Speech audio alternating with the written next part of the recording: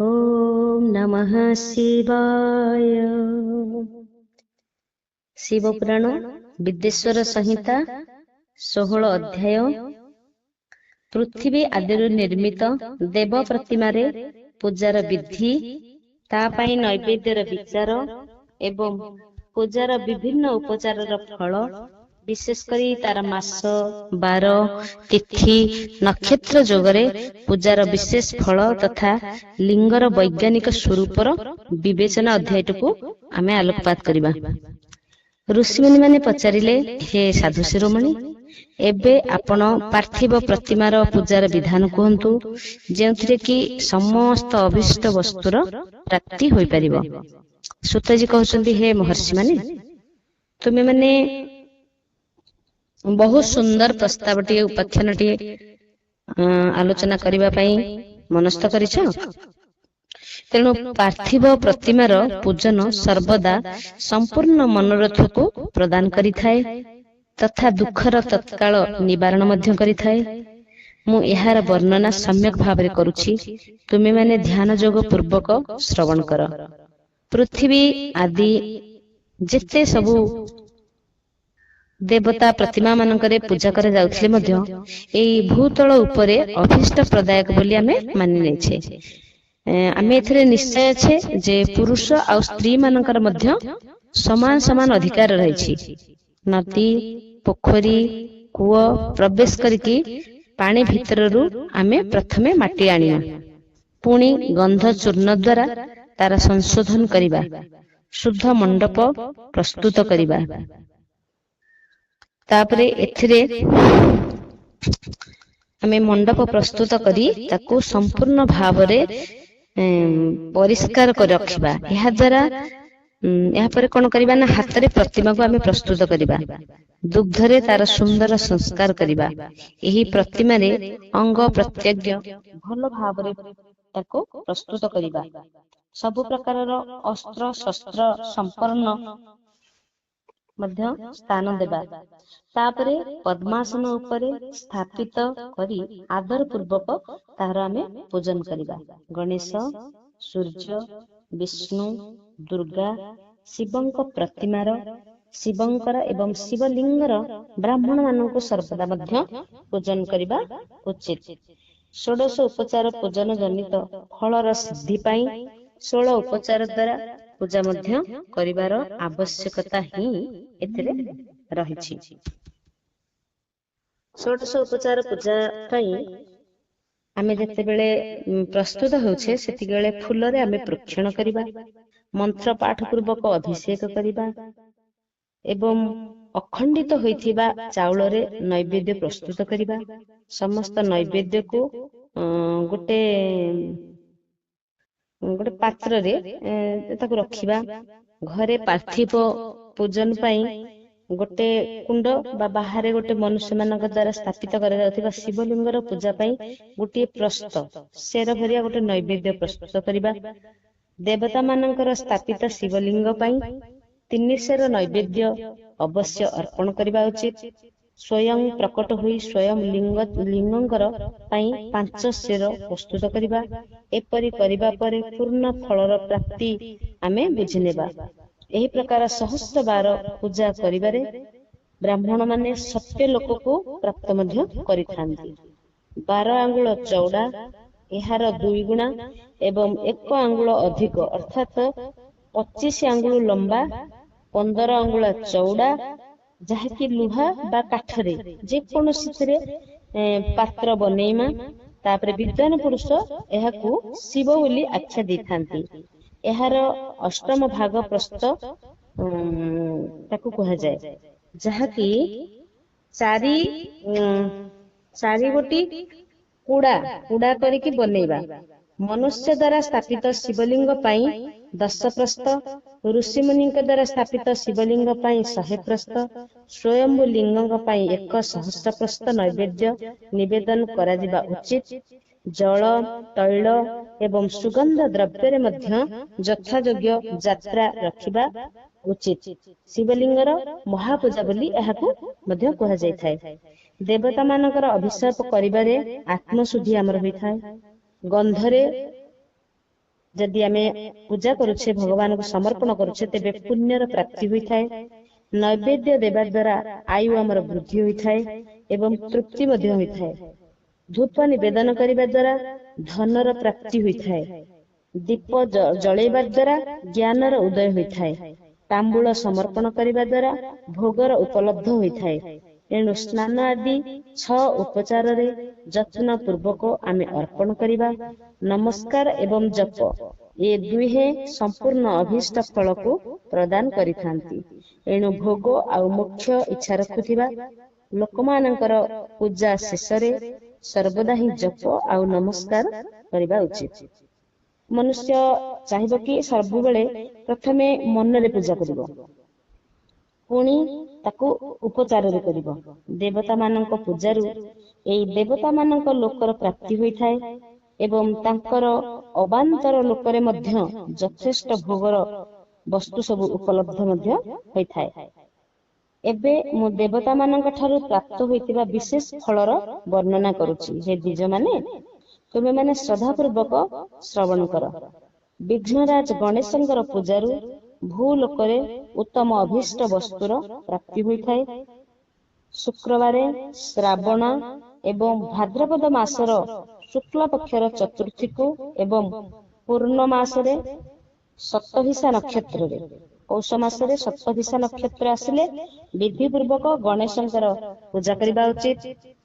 100 बा सहस्र दिन बा 112 जदि आमे पूजा करिबा तार फल मध्य सेई अनुरूप प्राप्त करिबा। देवता एवं अग्नि रे श्रद्धा रखी जहा कर्म करा जाए ताहा नित्य मनुष्यर पूजन होई परिशेष रे पुत्र एवं अभीष्ट मध्य वस्तु हमको प्राप्त होइथाय। समस्त पापर दूरीभूत करिबा पई भिन्न भिन्न दुष्कर्मर विनाश करिबा उचित। विभिन्न बाररे करा जाउथिबा शिव आदि पूजा को आत्मशुद्धि प्रदान करिबा ताहा आमे बुझि नेबा। 12 बा दिन तिथि नक्षत्र जोगर आधार मध्य एथिरे संयुक्त रहिबा उचित। समस्त कामना को प्रदान करुथिबा वृद्धि एवं क्षय मध्य केबे होई न थाए। एणु एही पूर्ण ब्रह्म स्वरूप एहाकु मानि नेबा। सूर्योदय काल ठारु आरंभ करी सूर्योदय आसीबा पर्यंत गोटे बारर स्थिति बोली मानि नेबा। जेउ ब्राह्मण आदि समस्त वर्ण कर्मर आधार होइतांती। विहित तिथिर पूर्व भागरे करा जाउथिबा देव पूजा मनुष्य को पूर्ण भोग प्रदान करिबारे सक्षम होइथाय। जदि मध्याह्न परे तिथिर आरंभ हुए तेबे रात्रि युक्त तिथिर पूर्व भाग पितर मानक श्राद्ध कर्म पई उत्तम बोली मानि नेबा। एपरि तिथिर पथरे दिन रे युक्त होइथाय एहा देव कर्म पई प्रशस्त बोली मानि नेबा। जदि मध्याह्न काल पर्यंत तिथि रहे तेबे उदय व्यापिनी तिथि को ही देव कार्य रे ग्रहण करिबा उचित। एही बळी शुभ तिथि नक्षत्र आदि रे देव कार्य रे ग्राह्य होइथाय। 12 आदि जेतले भल भाबरे आमे विचार करिबा जप आदि करिबा वेदर पूजा शब्द रे अर्थर एही प्रकार योजना करा जाय। पूर्जायते अन्यन इति पूजा।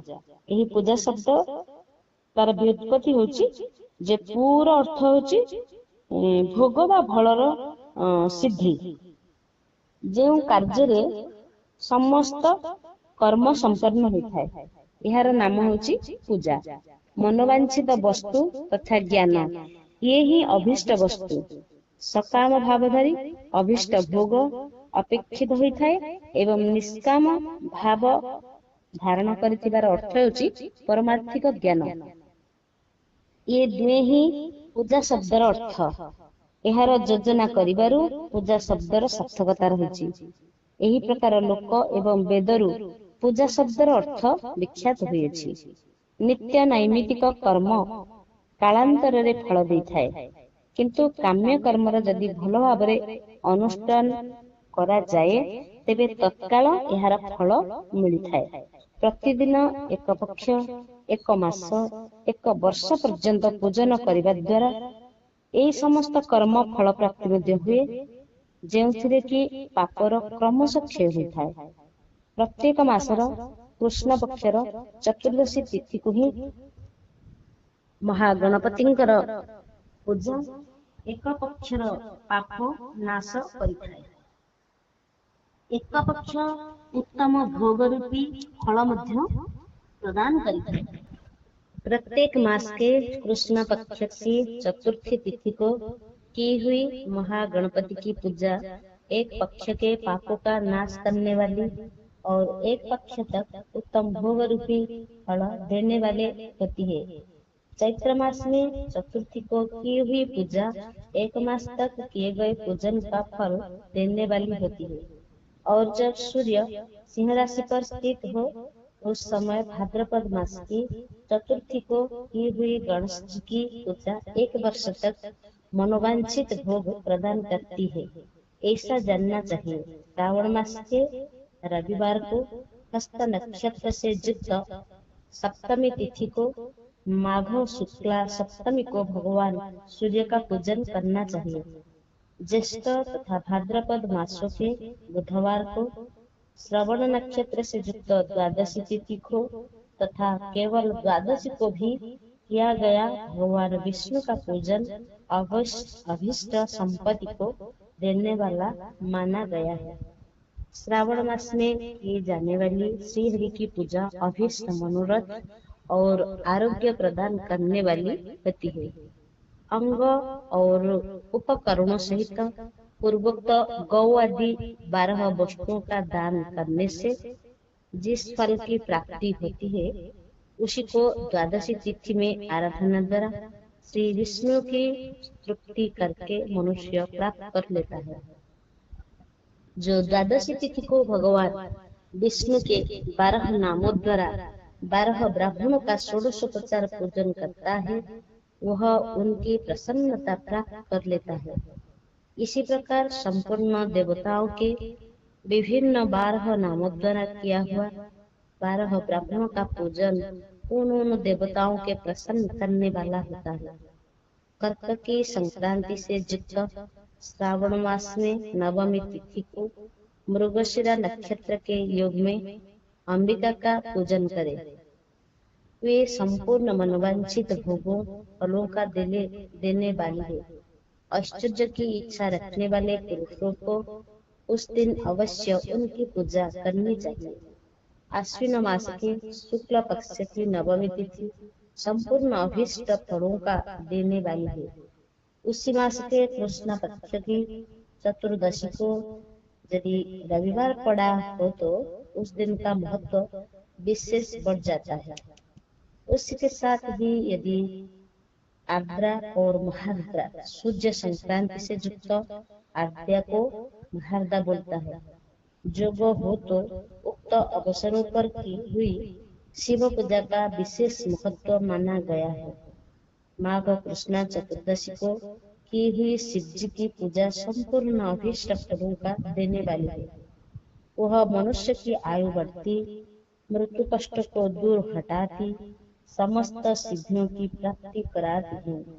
ज्येष्ठ मास से चतुर्दशी को यदि महार्द का योग हो अथवा मार्गशीर्ष मास में किसी भी तिथि को यदि आर्द्रा नक्षत्र हो तो उस अवसर पर विभिन्न वस्तुओं की बनी हुई मूर्ति के रूप में शिव की जो 16 उपचारों से पूजा करता है उस पुण्यात्मा के चरणों का दर्शन करना चाहिए। भगवान शिव की पूजा मनुष्य को भोग और मोक्ष देने वाली है, ऐसा जानना चाहिए। कार्तिक मास में प्रत्येक बार तिथि आदि में महादेव जी का पूजा का विशेष महत्व है। कार्तिक मास आने पर विद्वान पुरुष दान, तप, होम, यज्ञ, जप, नियम आदि के द्वारा समस्त देवताओं का षोडशोपचार से पूजन करें। उस पूजनों से देव प्रतिमा, ब्राह्मणों, मंत्रों का उपयोग आवश्यक है। ब्राह्मणों को भोजन कराने से भी वह पूजन कर्म संपन्न होता है। पूजक को चाहिए कि वह कामनाओं को त्याग कर पीड़ा रहित शांत से देवाराधन से तत्पर रहे। कार्तिक मास में देवताओं का जजन पूजन समस्त भोगों को देने वाला व्याधियों को हर लेने वाला, भूतों ग्रहों का विनाश करने वाला है। कार्तिक मास के रविवार को महान सूर्य की पूजा करने, तेल सूती वस्त्र देने से मनुष्य को कोढ़ों आदि रोगों का नाश होता है। हरे, काली मिर्ची, वस्त्र, खीरा आदि का दान ब्राह्मणों को प्रतिष्ठा करने से क्षय के रोग का नाश होता है। दीप और सरसों के दान से मिर्गी का रोग मिट जाता है। कृत्तिका नक्षत्र से युक्त सोमवारों को किया हुआ शिव जी का पूजन मनुष्य के महान दारिद्र्यों को मिटाने वाला है और संपूर्ण संपत्तियों को देने वाला है।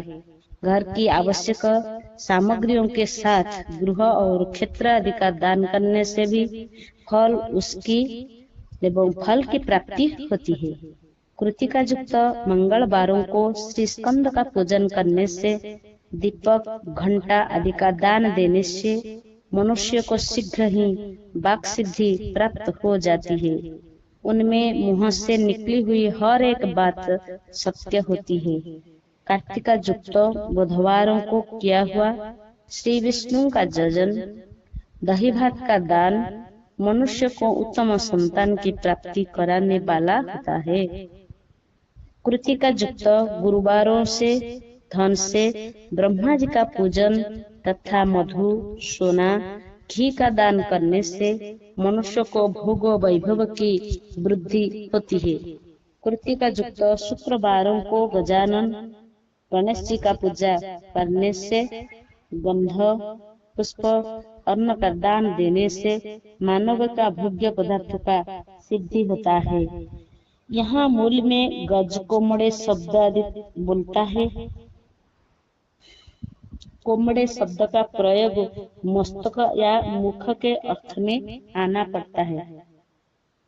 उस दिन सोना, चांदी आदि का दान करने से बंध्या को भी उत्तम पुत्र की प्राप्ति होती है।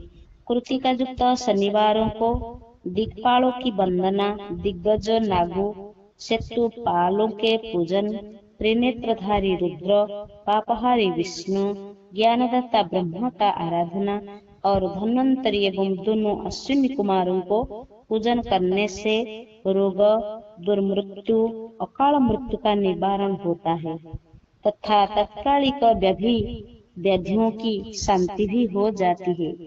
नमक, लोहा, तेल, उड़द आदि का त्रिकटु, सोठ, पीपल और गोल मिर्च, फल, गंध, जल आदि का तथा घृत आदि द्रव्य पदार्थों का और सुवर्ण, मोती आदि कठोर वस्त्रों का भी दान देने से स्वर्गलोक का प्राप्ति होती है। इनमें से नमक आदि का मान कम से कम एक प्रस्त शेर होना भी चाहिए और सुवर्ण आदि का मान कम से कम एक पल। धन की संक्रांति से युक्त पौष मास में उस काल में शिव आदि समस्त देवताओं का पूजन क्रमशः समस्त सिद्धियों की प्राप्ति कराने वाला होता है। इस पूजन में अगहनी के चावल से तैयार किए गए भविष्य का नैवेद्य उत्तम बताया जाता है। पौष मास में नाना प्रकार के अन्न का नैवेद्य विशेष महत्व रखता है। मार्गशीर्ष मास में केवल अन्न का दान करने वाले मनुष्य को ही संपूर्ण अभीष्ट फलों को प्राप्ति हो जाती है।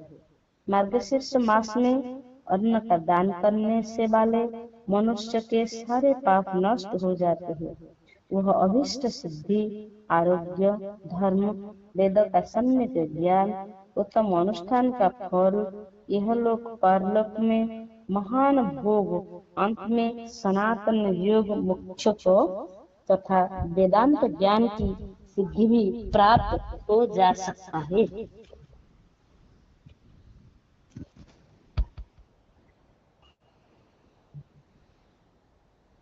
वह अभीष्ट सिद्धि, आरोग्य, धर्म, वेद का सम्यक ज्ञान, उत्तम अनुष्ठान का फल, यह लोक परलोक में महान भोग, अंत में सनातन योग मोक्ष वेदांत ज्ञान की सिद्धि प्राप्त कर लेता है। जो भोग की इच्छा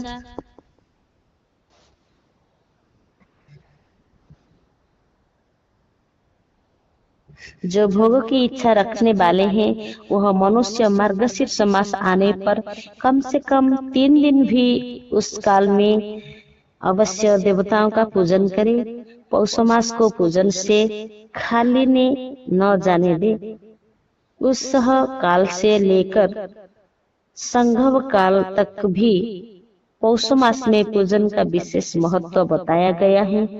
पौष मास में पूरे महीने भर जितेंद्रिय और निराहार रहकर द्विज प्रातः काल से मध्याह्न काल तक वेद माता गायत्री का भी जप करे। तत्पश्चात रात को सोने का समय तक पंचाक्षर मंत्र आदि का जाप करे। ऐसा करने वाला ब्राह्मण जान पाकर शरीर छूटने के बाद मोक्ष प्राप्त कर लेता है। द्विजेतर नर नारियों को त्रिकाल स्नान पंचाक्षर मंत्र के निरंतर जप से विशुद्ध ज्ञान प्राप्त हो जाता है। इष्ट मंत्रों का सदा जप करने से बड़े पापों का भी नाश हो जाता है। सारा जराचर जगत बिंदु नाद स्वरूप है। बिंदु तो है शक्ति और नाद है तो भगवान शिव। इस तरह यह जगत शिव शक्ति स्वरूप ही है। नाद बिंदु का, बिंदु इस जगत का आधार है। ये बिंदु और नाद शक्ति और शिव संपूर्ण जगत के आधार रूप से स्थित है। बिंदु और नाद से युक्त सब कुछ शिव स्वरूप है, क्योंकि यही सब का आधार है। आधार में ही आधेय का समावेश अथवा लय होता है। यही सकलीकरण है। इस सकलीकरण की स्थिति से ही सृष्टि काल में जगत का प्रादुर्भाव होता है। इसी में संशय नहीं है।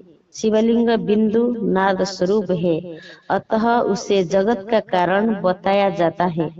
बिंदु देव और नाद शिव, इन दोनों का संयुक्त रूप ही शिवलिंग कहलाता है।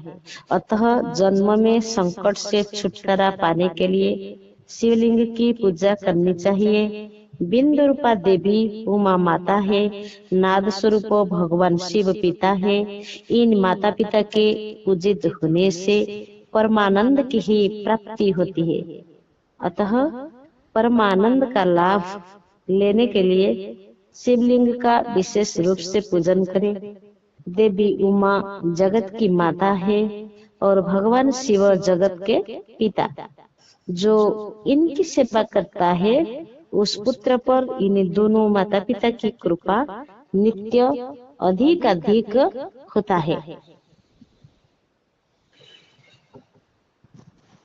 यह पूजक पर कृपा करके उसे अपना आंतरिक ऐश्वर्य प्रदान करते हैं।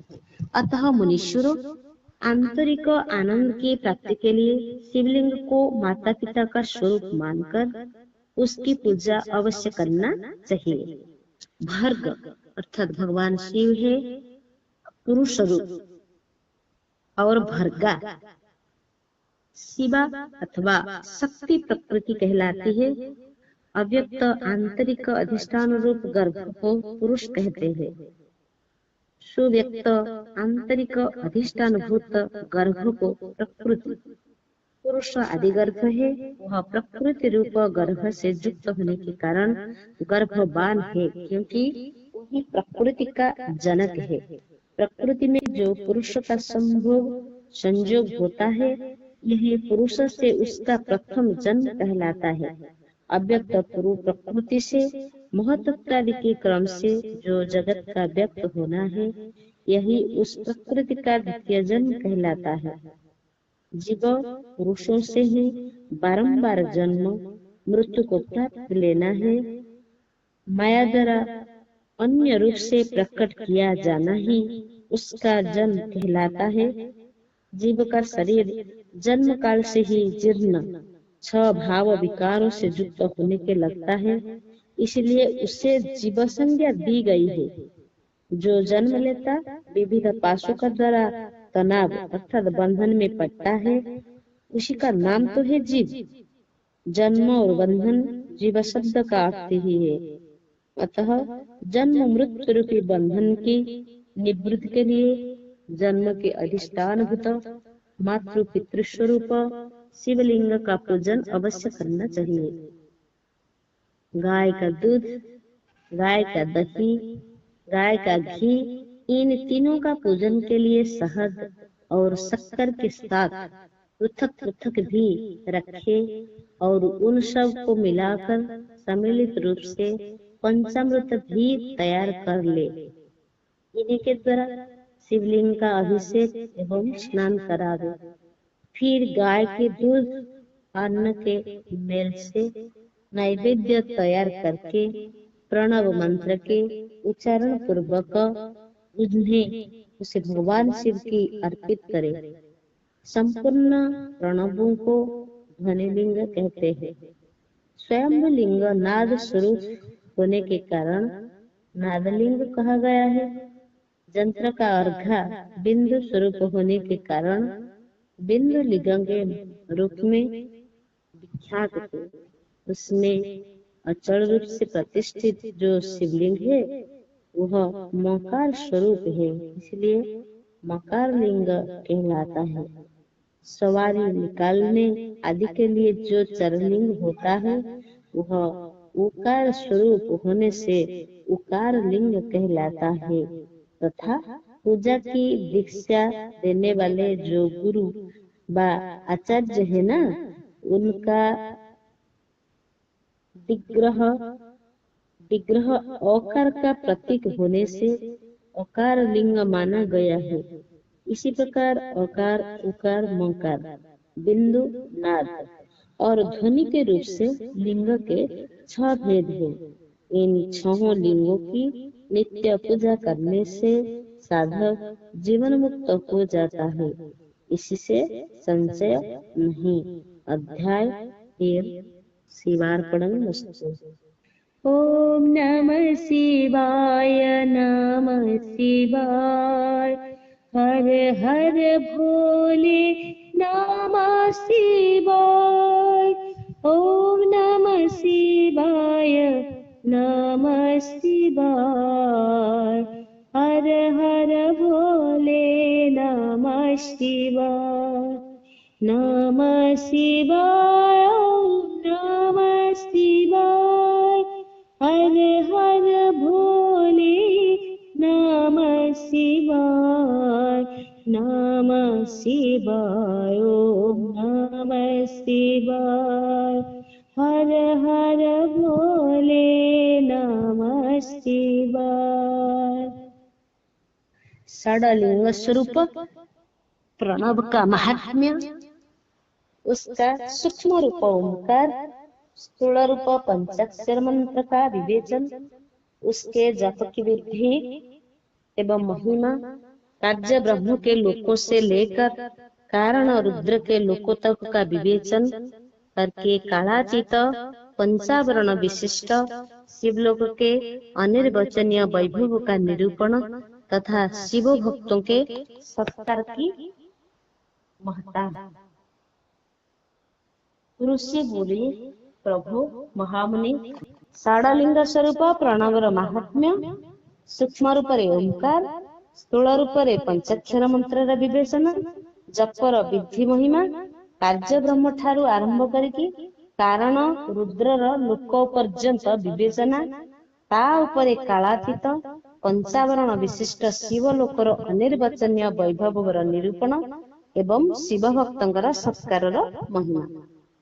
ऋषि माने पचारिले, हे प्रभु, हे महामुनि, आपण आम मानक पई क्रमशः षडलिंग स्वरूप प्रणवर महात्म्य, शिव भक्तर पूजनर प्रकार कहंतु। सूत कहउछंती, हे महर्षि माने, आपण माने तपस्यार धनी, आपण माने बड़ सुंदर प्रश्न उपस्थापन करुछंती, किंतु ठीक ठीक उत्तर महादेव जी ही जानिछंती, अन्य केही भी कहि परिबे ना। तथापि भगवान शिवଙ୍କ कृपारु मु एई विषय रे वर्णना करिबा पई तुम मानक प्रश्न सहित यथासाध्य मन करी कहूछि। से भगवान शिव आमर एवं आपण मानकर रक्षा करिवे, एई दृष्टिरु मु बारंबार ताहांकु प्रणाम करुछि। प्र नाम प्रकृति उत्पन्न होइछि, ଯାହାକି ସଂସାର ରୂପୀ ମହାସାଗରର ପ୍ରତିବ ପ୍ରଣବ। ଏଥିରେ ପାର କରିବା ପାଇଁ ଦ୍ୱିତୀୟ ନାବ। ଏଣୁ ଏହି ଓଙ୍କାରକୁ ପ୍रणବର ସଂଜ୍ଞା ଦିଆଯାଇଛି। ପ୍ରକୃତିରୁ ଉତ୍ପନ୍ନ ହବ, ସଂସାର ରୂପକ ମହାସାଗର ସ୍ୱରୂପ ହୋଇଥିବ। ଏହି ମହାସାଗରରୁ ଯିଏ ନାବ ସ୍ୱରୂପ ହୁଏ ସିଏ ହେଲେ ପ୍रणବ। ଦ୍ୱିତୀୟରେ ପ୍रणବର ଅନ୍ୟ ଅର୍ଥ ହେଉଛି ପ୍ର ଅର୍ଥ ପ୍ରପଞ୍ଚ, ନ ଅର୍ଥ ନୁହେଁ, ବ ଅର୍ଥ ତୁମ ମାନଙ୍କ ପାଇଁ, ଅର୍ଥାତ୍ ପ୍ରପଞ୍ଚ ଆମ ମାନଙ୍କ ପାଇଁ ନୁହେଁ। ଏଣୁ ଭାବକୁ ନେଇ ଜ୍ଞାନୀ ମଧ୍ୟ ପୁରୁଷ, ଯୋଉ ପୁରୁଷ କି ଓମକୁ ପ୍रणବ ମଧ୍ୟ କହିଛନ୍ତି। ଦ୍ୱିତୀୟ ଭାବ ହେଉଛି ପ୍ରରେ ପ୍ରକର୍ଷେଣ, ନରେ ନୟେତ୍, ବହରେ ଯୁଷ୍ମାନ୍ ମୋକ୍ଷାତ୍ ମୋକ୍ଷମ୍ ଇତି ବା ପ୍रणବଃ। ଅର୍ଥାତ୍ ଏହା ତୁମ ସବୁ ଉପାସକ ମାନଙ୍କୁ ବଳପୂର୍ବକ ମୋକ୍ଷ ପର୍ଯ୍ୟନ୍ତ ତୁମକୁ ପହଞ୍ଚେଇ ଦବ। ଯିଏ ମୋକ୍ଷ ପର୍ଯ୍ୟନ୍ତ ଉପାସକକୁ ବଳପୂର୍ବକ ପହଞ୍ଚେଇ ଦିଏ ସେ ହିଁ ହେଉଛନ୍ତି ପ୍रणବ। ଏହି ଅଭିପ୍ରାୟରେ ମଧ୍ୟ ମୁନି ଋଷି ମାନେ ତାହାଙ୍କୁ ପ୍रणବର ଆଖ୍ୟା କହିଛନ୍ତି। ନିଜର ଜପ କରିବା ପାଇଁ ଯୋଗୀ ମାନଙ୍କର ତଥା ନିଜ ମନ୍ତ୍ରର ପୂଜା କରିବା ପାଇଁ ଉପାସକଙ୍କର ସମସ୍ତ କର୍ମର ନାଶ କରି ଏହି ଦିବ୍ୟ ନୂତନ ଜ୍ଞାନକୁ ପ୍ରଦାନ କରିଥାନ୍ତି। ଏଣୁ ଏହାର ନାମ ମଧ୍ୟ ପ୍रणବ। ପ୍ର ଅର୍ଥାତ୍ କର୍ମ କ୍ଷୟ ପୂର୍ବକ, ନବ ଅର୍ଥାତ୍ ନୂତନ ଜ୍ଞାନ ଦେନେବାଲା, ନୂତନ ଜ୍ଞାନ ପ୍ରଦାୟକ। କର୍ମକୁ ଯିଏ କ୍ଷୟ କରେ, ନୂତନ ଜ୍ଞାନକୁ ଯିଏ ପ୍ରଦାନ କରେ, ସିଏ ହେଉଛନ୍ତି ପ୍रणବ ପଦବାଚ୍ୟ। ଏହି ମାୟା ରହିତ ପରମେଶ୍ୱର ହିଁ ନବ ଅର୍ଥାତ୍ ନୂତନ ବୋଲି କୁହାଯାଇଛି। ଏହି ପରମାତ୍ମା ପ୍ରକୃଷ୍ଟ ରୂପରେ ନବ ଅର୍ଥାତ୍ ଶୁଦ୍ଧ ସ୍ୱରୂପ, ଏଣୁ ପ୍रणବ ପଦବାଚ୍ୟ ଅଟନ୍ତି। ପ୍रणବ ସାଧକକୁ ନୂଆ ଏବଂ ନବୀନ ଶିବ ସ୍ୱରୂପ କରିଦେଇଥାଏ। ଏଣୁ ବିଦ୍ୱାନ ପୁରୁଷ ଏହି ପ୍रणବ ନାମରେ ଏହାକୁ ବୁଝିଥାନ୍ତି। ଏଣୁ ପ୍ରକୃଷ୍ଟ ରୂପରେ ନବ ଅର୍ଥାତ୍ ଦିବ୍ୟ ପରମାତ୍ମାଙ୍କର ଜ୍ଞାନ ପ୍ରକଟ କରାଏ। ଏଣୁ ଏହାକୁ ପ୍रणବ ବୋଲି କୁହାଯାଏ। ପ୍रणବର ଦିଟା ଭେଦ, ଗୋଟିଏ ହେଲା ସ୍ଥୂଳ ଆଉ ଗୋଟିଏ ହେଲା ସୂକ୍ଷ୍ମ। ଏକ ଅକ୍ଷରରେ ଯୋଉ ଓମକାର କୁହାଗଲା ତାହା ହେଉଛି ସୂକ୍ଷ୍ମ ପ୍रणବ। ନମଃ ଶିବାୟ ଏଇ ଯୋଉ 5 ଅକ୍ଷର କୁହାଗଲା ତାହା ହେଉଛି ମନ୍ତ୍ରର ସ୍ଥୂଳ ପ୍रणବ, ଯେଉଁଥିରେ କି 5 ଅକ୍ଷର ବ୍ୟକ୍ତ ନୁହେଁ, ଯାହା ସୂକ୍ଷ୍ମ 5 ଅକ୍ଷର ସ୍ପଷ୍ଟ ରୂପରେ ବ୍ୟକ୍ତ ତାହା ହେଉଛି ସ୍ଥୂଳ। ଜୀବନ ମୁକ୍ତ ପୁରୁଷ ପାଇଁ ସୂକ୍ଷ୍ମ ପ୍रणବ ଜପର ବିଧାନ ରହିଛି। ଏଥିପାଇଁ ସମସ୍ତ ସାଧନାର ସାର ବୋଲି ପ୍रणବକୁ କୁହାଯାଇଛି।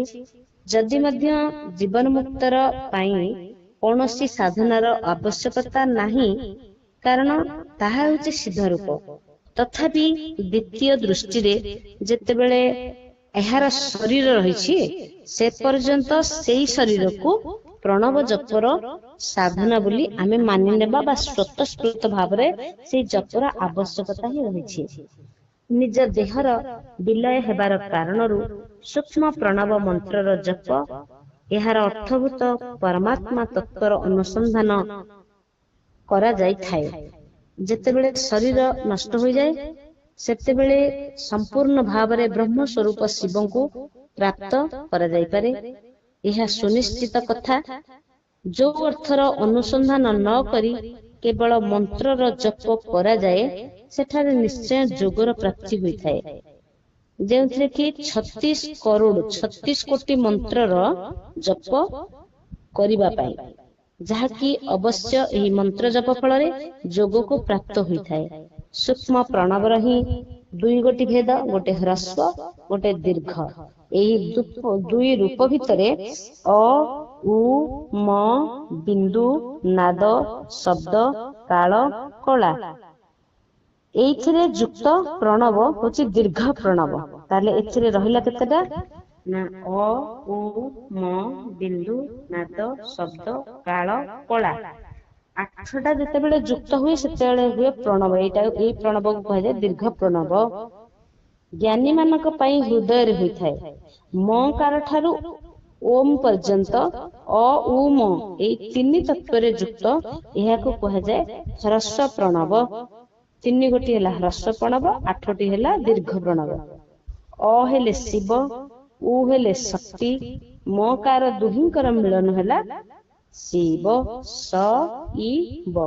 ସକାର ହେଲେ ଅକାର ହେଲେ ଶିବ, ଉକାର ହେଲେ ଶକ୍ତି, ମକାର ହେଲେ ଦୁହିଁଙ୍କର ମିଳନ ଶିବ, ଯିଏକି ତ୍ରିତତ୍ଵ ରୂପ ଅଟନ୍ତି। ଏହାକୁ ବୁଝି ହ୍ରସ୍ୱ ଜପ ବା ହ୍ରସ୍ୱ ପ୍ରଣବର ଜପ କରିବା ଉଚିତ। ଯିଏ ନିଜର ସମସ୍ତ ପାପର କ୍ଷୟ କରିବା ଉଚିତ। ଏଥିପାଇଁ ହ୍ରସ୍ୱ ପ୍ରଣବର ଜପ ଅତ୍ୟନ୍ତ ଆବଶ୍ୟକ ବୋଲି ମାନି ନିଆଯାଇଛି। ପୃଥିବୀ, ଜଳ, ଅଗ୍ନି, ବାୟୁ, ଆକାଶ ଏଇ ପାଞ୍ଚ ଭୂତ ତଥା ଏହି ପାଞ୍ଚ ଭୂତର ପାଞ୍ଚ ଗୋଟି ବିଷୟ ବା ବିକାର ରହିଛି। ତାହା ହେଲା ଶବ୍ଦ, ସ୍ପର୍ଶ, ରୂପ, ରସ, ଗନ୍ଧ। ଏହି ପାଞ୍ଚ ବିଷୟ ସବୁ ମିଶିଲା ପରେ ହେଇଗଲା 10 ବସ୍ତୁ। ମନୁଷ୍ୟର କାମନାର ବିଷୟ ହୋଇଥାଏ। ଏଥିରେ ଆଶା ମନରେ ନେଇ ଯିଏ କର୍ମ ଅନୁଷ୍ଠାନରେ ସଂଲଗ୍ନ ରହେ, ସେ 10 ପ୍ରକାର ପୁରୁଷ ପ୍ରବୃତ୍ତ ଅର୍ଥାତ ପ୍ରବୃତ୍ତି ମାର୍ଗୀ ବୋଲି କୁହାଯାଏ। ତଥା ଯିଏ ନିଷ୍କାମ ଭାବରେ ଶାସ୍ତ୍ର ବିହିତ କର୍ମର ଅନୁଷ୍ଠାନ କରିଥାଏ, ସେ ନିବୃତ୍ତ ଅଥବା ନିବୃତ୍ତି ମାର୍ଗୀ କୁହାଯାଇଥାଏ। ପ୍ରବୃତ୍ତ ପୁରୁଷକୁ ହ୍ରସ୍ୱ ପ୍ରଣବର ଜପ କରିବା ଉଚିତ ଏବଂ ଯିଏ ନିବୃତ୍ତି ପୁରୁଷ ମାର୍ଗ, ସିଏ ଦୀର୍ଘ ପ୍ରଣବର ଜପ କରିବା ଉଚିତ। ବ୍ୟାହୃତି ତଥା ଅନ୍ୟ ମନ୍ତ୍ରର ଆଦିରେ ଇଚ୍ଛା ଅନୁସାରେ ଶବ୍ଦ କଳାରୁ ଯୁକ୍ତ ପ୍ରଣବର ଉଚ୍ଚାରଣ କରିବା ଉଚିତ। ବେଦର ଆଦିରେ ଦୁହିଁ ସନ୍ଧ୍ୟାର ଉପାସନା ସମୟରେ ମଧ୍ୟ ଓମକାରର ଉଚ୍ଚାରଣ କରିବା ଉଚିତ। ପ୍ରଣବର 9 କୋଟି ଜପ କରିବାରୁ ମନୁଷ୍ୟ ଶୁଦ୍ଧ ହୁଏ। ପୁଣି 9 କୋଟି ଜପ କରିବା ପରେ ଏହି ପୃଥିବୀ ତତ୍ଵ ଉପରେ ସେ ବିଜୟ ପ୍ରାପ୍ତ କରେ। ପୁନଃ 9 କୋଟି ଜପ କରିବା ଦ୍ୱାରା ଜଳ ତତ୍ଵକୁ ହିଁ ଜିତିଯାଏ ଏବଂ 9 କୋଟି ଜପରୁ ଅଗ୍ନି ତତ୍ଵ ଉପରେ ମଧ୍ୟ ବିଜୟ ପ୍ରାପ୍ତ କରେ। ତାପରେ ପୁଣି 9 କରୋଡ଼ ଜପ କରିବା ଦ୍ୱାରା ସେ ବାୟୁ ତତ୍ଵ ଉପରେ ମଧ୍ୟ ବିଜୟ କରେ। ପୁନଃ 9 କୋଟି ଜପ କରିବା ପରେ ଆକାଶ ତତ୍ଵକୁ ମଧ୍ୟ ଅଧିକାର କରିପାରିବ। ଏହିପରି 9 କରୋଡ଼ ଜପ କରିବା ଦ୍ୱାରା କ୍ରମଶଃ ଗନ୍ଧ, ରସ, ରୂପ, ସ୍ପର୍ଶ, ଶବ୍ଦ এই 5 ବିକାର ଉପରେ ମଧ୍ୟ ସେ ବିଜୟ ପ୍ରାପ୍ତ କରିପାରେ। ଏହା ଦ୍ୱାରା 9 କୋଟି ଜପ କରିବା ଦ୍ୱାରା ଅହଙ୍କାରକୁ ମଧ୍ୟ ସେ ଜିତି ନେଇଥାଏ। ଏହିଭଳି 108 କୋଟି ପ୍ରଣବର ଜପ କରି ଉତ୍କୃଷ୍ଟ ବୋଧକୁ ପ୍ରାପ୍ତ କରି ପୁରୁଷ ଶୁଦ୍ଧ ଯୋଗର ଲାଭ ଉଠେଇଥାଏ। ଶୁଦ୍ଧ ଯୋଗରେ ଯୁକ୍ତ ହେବା ପରେ ଜୀବନ ମୁକ୍ତ ହୋଇଯାଏ, ଏଥିରେ କୌଣସି ସନ୍ଦେହ ନାହିଁ। ସର୍ବଦା ପ୍ରଣବର ଜପ ଆଉ ପ୍ରଣବରୂପୀ ଶିବର ଧ୍ୟାନ କରି କରି ସମାଧିରେ ମଧ୍ୟ ସେ ସ୍ଥିତ ହୋଇଯାଏ। ମହାଯୋଗୀ ପୁରୁଷ ସାକ୍ଷାତ ଶିବ ହିଁ ଅଟନ୍ତି। ଏଥିରେ କୌଣସି ଦ୍ୱିମତ ବା ସଂଶୟ ନାହିଁ। ପ୍ରଥମରୁ ନିଜ ଶରୀରରେ ପ୍ରଣବର ଏହି ମନ୍ତ୍ର ମଧ୍ୟରେ ଜପ ମଧ୍ୟ ରହିଛନ୍ତି, ଋଷି ରହିଛନ୍ତି, ଛନ୍ଦ ରହିଛନ୍ତି, ଦେବତା ମାନେ ମଧ୍ୟ ରହିଛନ୍ତି। ସେଇମାନଙ୍କୁ ସ୍ମରଣ କରି ନ୍ୟାସ କରି ଜପ ଆରମ୍ଭ କରିବା ଉଚିତ। ଅକାର ଆଦି ମାତୃକା ବର୍ଣ୍ଣରେ ଯୁକ୍ତ ପ୍ରଣବର ନିଜର ଅଙ୍ଗରେ ନ୍ୟାସ କରି ମନୁଷ୍ୟ ଋଷି ବୋଲାଇଥାଏ। ମନ୍ତ୍ରର 10 ବିଧ ସଂସ୍କାର ରହିଛି। ତେବେ ମନ୍ତ୍ରର 10 ବିଧ ସଂସ୍କାର କଣ ଆମେ ପ୍ରଥମେ ଜାଣିବା। ଜନନ, ଦୀପନ, ବୋଧନ, ତାଡ଼ନ, ଅଭିଷେଚନ, ବିମଳୀକରଣ, ଜୀବନ, ତର୍ପଣ, ଗୋପନ, ଅଧ୍ୟାପନ। ଏଇ 10 ବିଧି ଏହି ପ୍ରକାର। କେମିତି ନା ଭୋଜନ ପତ୍ର ଉପରେ ଗୋରଚନା, କୁଙ୍କୁମ, ଚନ୍ଦନ ଆଦିରେ ଆତ୍ମାଭିମୁଖ ତ୍ରିକୋଣ ପାଇଁ ଏହି 3 କୋଣରେ 6 ସମାନ ରେଖା ପ୍ରସ୍ତୁତ କରିବା। ଏହା ଉପରେ 49 ତ୍ରିକୋଣ କୋଷ୍ଠ ବନେଇମା। ତାପରେ ଈଶାନ କୋଣରେ ମାତୃକା ବର୍ଣ୍ଣ ବନେଇମା। ଦେବତା ମାନଙ୍କୁ ଆବାହନ କରିବା। ମନ୍ତ୍ରର ଏକ ଏକ ବର୍ଣ୍ଣ ଉଚ୍ଚାରଣ କରି ଅଲଗା ପତ୍ର ଉପରେ ଲେଖିବା। ଏପରି କରିବା ପରେ ଏହାକୁ ପ୍ରଥମ ସଂସ୍କାର ବୋଲି କହିବା। ସେଇ ସଂସ୍କାରର ନାମ ହେଲା ଜନନ। ତାପରେ ଦ୍ଵିତୀୟରେ ଆମର ଆସିଲା କଣ ନା ଦୀପନ। ଦୀପନ କେମିତି ହୁଏ ନା ହଂସ ମନ୍ତ୍ରର ସମ୍ପୁଟ କରିବାରୁ 1000 ଜପ ଦ୍ୱାରା ମନ୍ତ୍ରର ଦ୍ୱିତୀୟ ଦୀପନ ସଂସ୍କାର କରାଯାଏ। ତଥା ସେଇ ହଂସ ମନ୍ତ୍ରଟା କଣ ନା ହଂସଃ ରାମାୟ ନମଃ ସୋହମ୍। ହଂସଃ ରାମାୟ ନମଃ ସୋହମ୍। ହୁଙ୍କାର ବୀଜ ସମ୍ପୁଟିତ ମନ୍ତ୍ରର 5000 ଜପ କଲେ ତାହାକୁ କୁହାଯିବ ବୁଧନ, ଯାହାକି ତୃତୀୟ ସଂସ୍କାର। ତାହେଲେ ସେଇ ତୃତୀୟ ସଂସ୍କାରର ବୀଜ ମନ୍ତ୍ର କଣ ନା ହୁଁ ରାମାୟ ନମଃ ହୁଁ। ତାପରେ ଫଟ୍, ଯୋଉଟା ସମ୍ପୁଟ ଯୁକ୍ତ ମନ୍ତ୍ରର 1000 ଜପ କରିବାରେ ତାଳନ ବା ଚତୁର୍ଥ ସଂସ୍କାର କୁହାଯାଏ। ଫଟ୍ ରାମାୟ ନମଃ ଫଟ୍। ପୂର୍ବ ଭୂର୍ଜପତ୍ର ଉପରେ ରୋ ହଂସଃ ଓମ୍ ଏହି ମନ୍ତ୍ରକୁ ଜଳରେ ଅଭିମନ୍ତ୍ରିତ କରି ଆମେ ତାକୁ କଣ କରିବା ନା ସେହି ଅଭିମନ୍ତ୍ରିତ ଜଳରୁ ଅଶ୍ୱସ୍ଥ ପତ୍ର ଦ୍ୱାରା ମନ୍ତ୍ରର ଅଭିଷେକ କରିବା। ଏପରି କରିବା ଦ୍ୱାରା ଅଭିଷେକ ନାମକ ପଞ୍ଚମ ସଂସ୍କାର ହୋଇଥାଏ। ଓଁ ତ୍ରୌଂ ବସଟ୍ ଏହି ମନ୍ତ୍ରରେ ସମ୍ପୁଟିତ ମନ୍ତ୍ରର 1000 ଜପ କରିବାରୁ ବିମଳୀକରଣ ନାମରେ 6 ସଂସ୍କାର ହୋଇଥାଏ। ଯଥା ଓଁ ତ୍ରୌଂ ବସଟ୍ ରାମାୟ ନମଃ ବସଟ୍ ତ୍ରୌଂ ଓଁ। ଶ୍ରଦ୍ଧାବସଟ୍ ସମ୍ପୂଜିତ ମୂଳ ମନ୍ତ୍ରର 1000 ଜପ କରିବାରୁ ଜୀବନ ନାମକ 7 ସଂସ୍କାର ହୋଇଥାଏ, ଯାହାକି ଶ୍ରଦ୍ଧା ବସଟ୍ ରାମାୟ ନମଃ ବସଟ୍ ଶ୍ରଦ୍ଧା। ଦୁଗ୍ଧ ଜଳ ଘିଅ ଦ୍ୱାରା ମୂଳ ମନ୍ତ୍ରରେ 112 ତର୍ପଣ କରିଲେ ତାକୁ କୁହାଯାଏ ତର୍ପଣ ସଂସ୍କାର। ହ୍ରିଂ ବୀଜ ସମ୍ପୁଟିତ 1000 ଜପ କରିବାରୁ ଗୋପନ ନାମକ ନବମ ସଂସ୍କାର ହୋଇଥାଏ। ହ୍ରିଂ ରାମାୟ ନମଃ ହ୍ରିଂ। ତାପରେ ହ୍ରୋଂ ବୀଜ ସମ୍ପୁଜିତ କରି 1000 ଜପ କରିବାରେ ତାହାକୁ କୁହାଯାଏ ଆପ୍ୟାୟନ, ଯାହାକି ଦଶମ ସଂସ୍କାର। ହ୍ରିଂ ହ୍ରୋଂ ରାମାୟ ନମଃ ହ୍ରୋଂ 1000 ଥର।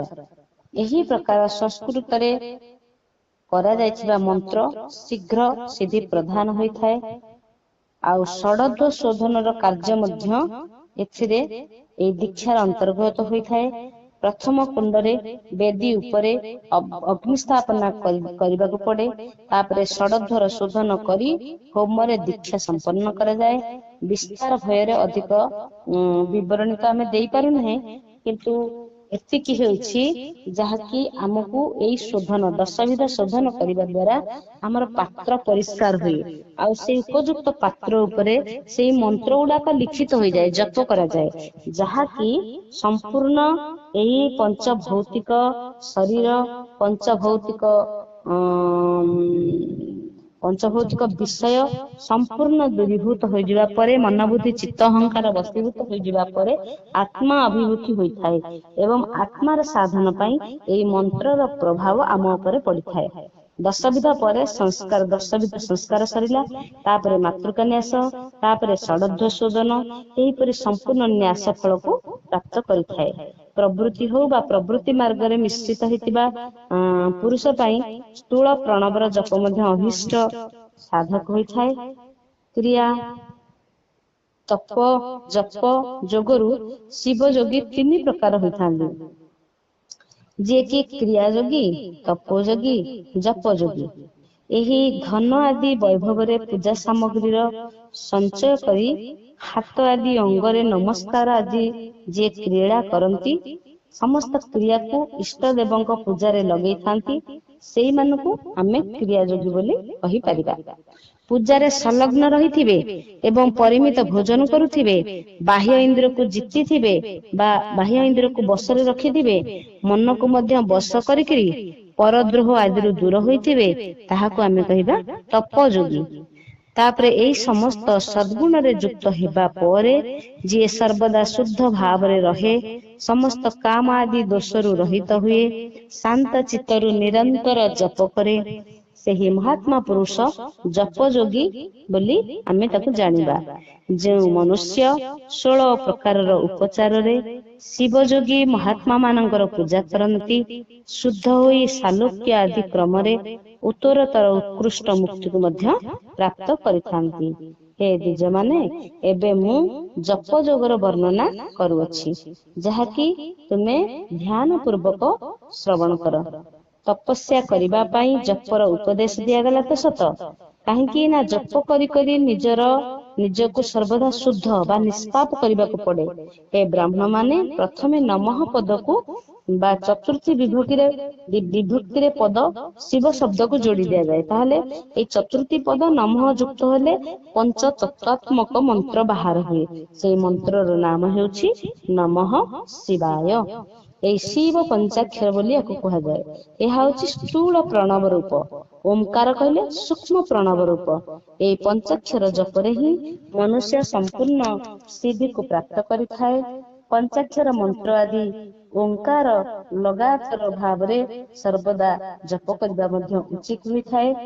ଗୁରୁଙ୍କ ମୁଖରୁ ପଞ୍ଚାକ୍ଷର ମନ୍ତ୍ରର ଉପଦେଶକୁ ପ୍ରାପ୍ତ କରି ଯେଉଁଠାରେ ସୁଖ ପୂର୍ବକ ନିବାସ କରାଯାଏ, ସେଠାରେ ଉତ୍ତମ ଭୂମି ଉପରେ ମାସକ ପର୍ଯ୍ୟନ୍ତ ପୂର୍ବ ପକ୍ଷ, ଯାହାକି ଶୁକ୍ଳ ପକ୍ଷ ପ୍ରତିପଦା ଠାରୁ ଆରମ୍ଭ କରି କୃଷ୍ଣ ପକ୍ଷର ଚତୁର୍ଦ୍ଦଶୀ ନିରନ୍ତର ଜପ କରିବା ଉଚିତ।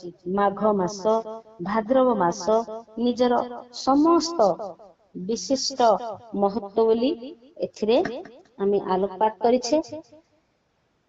ଏହି ସମୟରେ ସମସ୍ତ ସମୟର ଉତ୍ତମ ବୋଲି ମାନି ନିଆଯାଇଛି। ସାଧକ ଜାଣିବା ଉଚିତ କି ପ୍ରତିଦିନ ଥରେ ପରିମିତ ଭୋଜନ କରିବ, ମୌନ ରହିବ, ଇନ୍ଦ୍ରିୟକୁ ବଶରେ ରଖିବ, ନିଜର ସ୍ୱାମୀ ମାତା ପିତାଙ୍କର ନିତ୍ୟ ସେବା କରିବ। ଏହି ନିୟମରେ ରହି ଜପ କରୁଥିବା ପୁରୁଷ 1000 ଜପରୁ ହିଁ ଶୁଦ୍ଧ ହୋଇଥାଏ, ଅନ୍ୟଥା ସେ ଋଣୀ ହୋଇଯାଏ। ଭଗବାନ ଶିବଙ୍କର ନିରନ୍ତର ଚିନ୍ତନ କରି ପଞ୍ଚାକ୍ଷର ମନ୍ତ୍ରର 5 ଲକ୍ଷ ଜପ କରିବା ଉଚିତ। ଜପ କାଳରେ ଏହି ପ୍ରକାର ଆମେ ଧ୍ୟାନ କରିବା ଯେ କଲ୍ୟାଣଦାତା ଭଗବାନ ଶିବ କମଳ ଆସନ ଉପରେ ବିରାଜମାନ କରିଛନ୍ତି।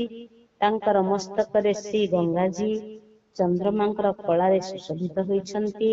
ତାଙ୍କର ବାମ ଜାନୁ ଉପରେ ଆଦିଶକ୍ତି ଭଗବତୀ ଉମା ବସିଛନ୍ତି ଏବଂ ସମସ୍ତ ଶିବ ଗଣ ପ୍ରମଥ ଗଣ ମାନେ ମୁନି ଋଷି ମାନେ ତାଙ୍କର ପଦବନ୍ଦନା କରିବା ପାଇଁ ହସ୍ତ ଯୋଡି ଠିଆ ହୋଇ ଶୋଭାବର୍ଦ୍ଧନ କରୁଛନ୍ତି। ମହାଦେବଜୀ ନିଜର 4 ହାତରେ ମୃଗ ମୁଦ୍ରା, ଟଙ୍କ, ବର, ଅଭୟ ମୁଦ୍ରାକୁ ଧାରଣ କରିଛନ୍ତି। ଏହି ପ୍ରକାର ସଦା ସର୍ବଦା ଅନୁଗ୍ରହ କରୁଥିବା ଭଗବାନ ସଦାଶିବଙ୍କର ବାରମ୍ବାର ସ୍ମରଣ କରି ହୃଦୟ ଅଥବା ସୂର୍ଯ୍ୟ ମଣ୍ଡଳରେ ପ୍ରଥମରୁ ତାଙ୍କର ମାନସିକ ପୂଜା କରି ପୁନଃ ପୂର୍ବାଭିମୁଖ ହୋଇ ପୂର୍ବୋକ୍ତ ପଞ୍ଚାକ୍ଷରୀ ବିଦ୍ୟାର ଜପ କରିବା ଉଚିତ। ଏହି ଦିନରେ ସାଧକ ସର୍ବଦା ଶୁଭ କର୍ମ କରିବା ଉଚିତ। ଦୁଷ୍କର୍ମରୁ ଯେତେ ବଞ୍ଚି ରହିବ ତାର ସାଧନା ଅଗ୍ରଗତି ହିଁ ହେବ। ଜପର ସମାପ୍ତି ଦିନ କୃଷ୍ଣ ପକ୍ଷର ଚତୁର୍ଦ୍ଦଶୀକୁ ପ୍ରାତଃ କାଳ ନିତ୍ୟକର୍ମ କରିବ, ଶୁଦ୍ଧ ହେବ। ସୁନ୍ଦର ସ୍ଥାନରେ ଶୌଚ ସନ୍ତୋଷ ନିୟମ ଯୁକ୍ତ ହୋଇ ଶୁଦ୍ଧ ହୃଦୟରେ ପଞ୍ଚାକ୍ଷର ମନ୍ତ୍ରକୁ ବାରମ୍ବାର ସହସ୍ର ଜପ କରିବ। ତାପରେ 5 ସପତ୍ନୀକ ବ୍ରାହ୍ମଣ ମାନଙ୍କୁ ଯିଏକି ଶ୍ରେଷ୍ଠ ଏବଂ ଶିବ ଭକ୍ତ ହୋଇଥିବେ ତାଙ୍କୁ ବରଣ କରିବ। ତାପରେ ଅତିରିକ୍ତ ଗୋଟେ ଶ୍ରେଷ୍ଠ ଆଚାର୍ଯ୍ୟ ପ୍ରବରଙ୍କୁ ମଧ୍ୟ ବରଣ କରିବ। ତା ସହିତ ଶାମ୍ବ ସଦାଶିବଙ୍କର ସ୍ୱରୂପ କରିବ। ଈଶାନ, ତତ୍ପୁରୁଷ, ଅଘୋର, ବାମଦେବ, ସଦ୍ୟଜାତ ଶିବଙ୍କର ଏଇ 5ଗୋଟି ମୁଖ ବା ପ୍ରତୀକ ସ୍ୱରୂପ 5 ହିଁ ଶ୍ରେଷ୍ଠ ଶିବ ଭକ୍ତ ବ୍ରାହ୍ମଣଙ୍କୁ ବରଣ କରିବା ପରେ ପୂଜା ସାମଗ୍ରୀକୁ ଏକତ୍ର କରିବ। ଭଗବାନ ଶିବଙ୍କୁ ପୂଜନ କରିବା ପାଇଁ ଆରମ୍ଭ କରିବ। ବିଧି ପୂର୍ବକ ଶିବଙ୍କର ପୂଜା ସମ୍ପନ୍ନ କରିସାରିବା ପରେ ତାପରେ ହୋମ ଆରମ୍ଭ ହେବ।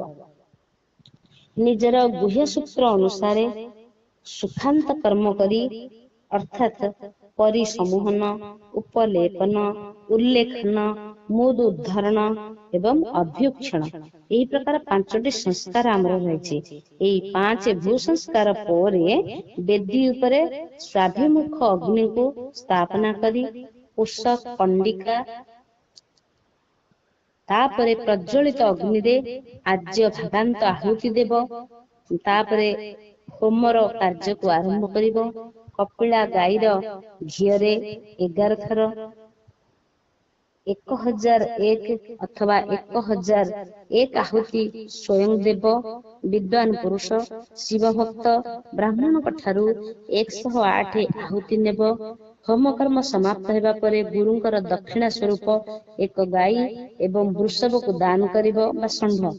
ଈଶାନ ଆଦିର ପ୍ରତୀକ ସ୍ୱରୂପ ଯେଉଁ 5 ବ୍ରାହ୍ମଣଙ୍କର ବରଣ କରାଯାଇଥିବ ତାଙ୍କୁ ଈଶାନ ଆଦି ସ୍ୱରୂପ ବୁଝି ଆଚାର୍ଯ୍ୟଙ୍କୁ ସାମ୍ବ ସଦାଶିବଙ୍କ ସ୍ୱରୂପ ମାନିବାକୁ ପଡିବ।